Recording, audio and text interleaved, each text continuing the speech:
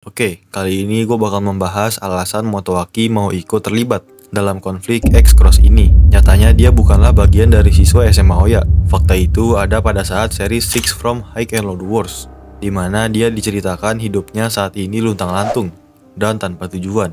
Sebelum membahas, alangkah lebih baiknya gue ceritakan kisah perjalanan singkat hidup Motoaki, biar kalian paham dengan kondisinya dan nyambung dengan teorinya. Motoaki adalah anak dari keluarga Sakata. Dia tinggal di distrik gantung diri di Kibogaoka. Motoaki adalah anak yang suka cari keributan di saat dia masih duduk di bangku sekolah dasar.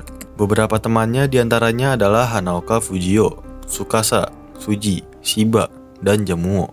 Motoaki di sekolah dasarnya kerap kali dikatai bodoh oleh teman-temannya dikarenakan suka banget cari keributan. Sampai akhirnya dia didatangi oleh Fujio.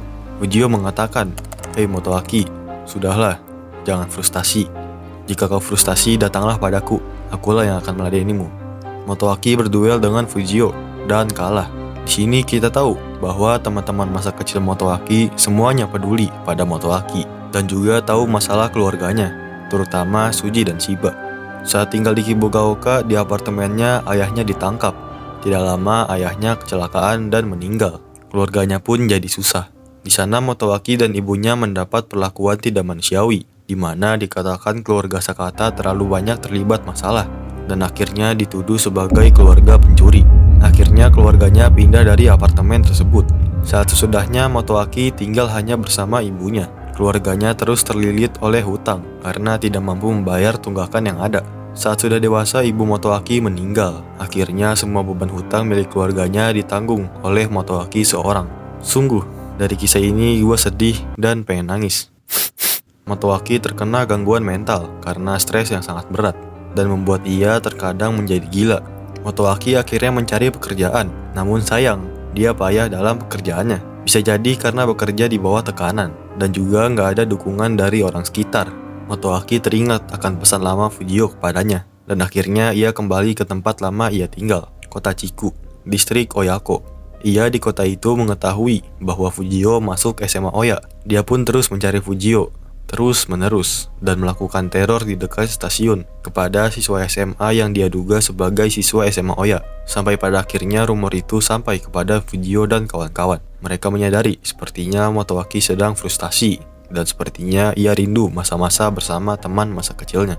Akhirnya Motoaki dapat menemui Fujio dan mengutarakan tujuannya, namun ditolak oleh Fujio. Di kota ini Motoaki dicari oleh debt collector dan sepertinya orang itulah yang memukuli Motoaki. Makanya dia tidak melawan. Lalu ia ditelepon oleh seseorang yang sepertinya itu tunggakannya di kota lain. Karena kesal, Motoaki menemui Jamu di kuil dengan menyapanya dan sedikit berbicara. Sampai pada akhirnya Motoaki menjalankan rencananya, memukul Jamuo hingga masuk ke rumah sakit dan Motoaki meninggalkan pesan. Dia bakal menunggu Fujio di kuil. Sampai pada akhirnya Fujio datang dan meladeninya. Fujio melawan Motoaki yang menggunakan senjata, walau tangannya ditusuk besi dan kepalanya sedikit bocor. Fujio tetap teguh agar teman lamanya tersebut dapat melampiaskan frustasinya kepada Fujio. Sedikit cerita, Fujio ini anaknya terkenal. Dia adalah orang terkuat di antara teman-teman lamanya, yang dalam kurung adalah Tsukasa, Jamuo, Suji, Shiba, Yasukiyo, dan Motoaki. Makanya Fujio berani menanggung amarah Motoaki sendirian, karena dia merasa cuma dia yang berani dan mampu menahan amarah dari Motoaki yang sedang frustasi. Dan Motoaki sendiri mengatakan bahwa memang harus Fujio. Sampai akhirnya semuanya damai. Motoaki meminta maaf dan sekarang dia hidup dibantu oleh Suji dan Shiba. Dari sini Motoaki hatinya kembali pulih dan punya kehidupan bersama teman-teman masa kecilnya. Di tempat kerjanya Motoaki mendapatkan rekan yang sangat baik, bapak-bapak yang dipanggil Zen Malik. Pak Zen ini orangnya baik dan mungkin dialah yang akan menggantikan sosok ayah di mata Motoaki. Oke, cukup sampai di situ alur kehidupan Motoaki. Sekarang mari kita bahas alasan Motoaki ikut SMA Oya berperang melawan aliansi STM. Di sini gue punya 3 alasan. Yang pertama, Motoaki nggak terima Suji dan Shiba dihajar. Mereka berdua orang yang paling peduli sama dia. Makanya dia ikut Fujio untuk menghajar anak STM tersebut. Dan kemungkinan besar Motoaki nantinya bakal berhadapan dengan Makoto ataupun Jin dan Kento. Alasan kedua, Motoaki ingin membantu Fujio karena Fujio sudah mau menjadi orang yang selalu menjadi pelampiasannya Motoaki.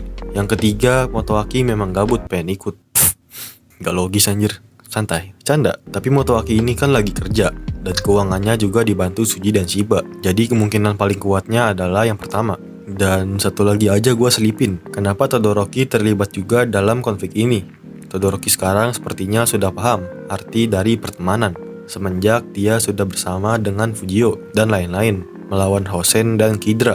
Todoroki pada dasarnya adalah orang yang tidak peduli dengan siapapun. Dia hanya ingin berada di puncak SMA Oya dengan mengalahkan Murayama. Bahkan Suji dan Shibaman saja sebenarnya nggak benar-benar dianggap teman oleh Todoroki.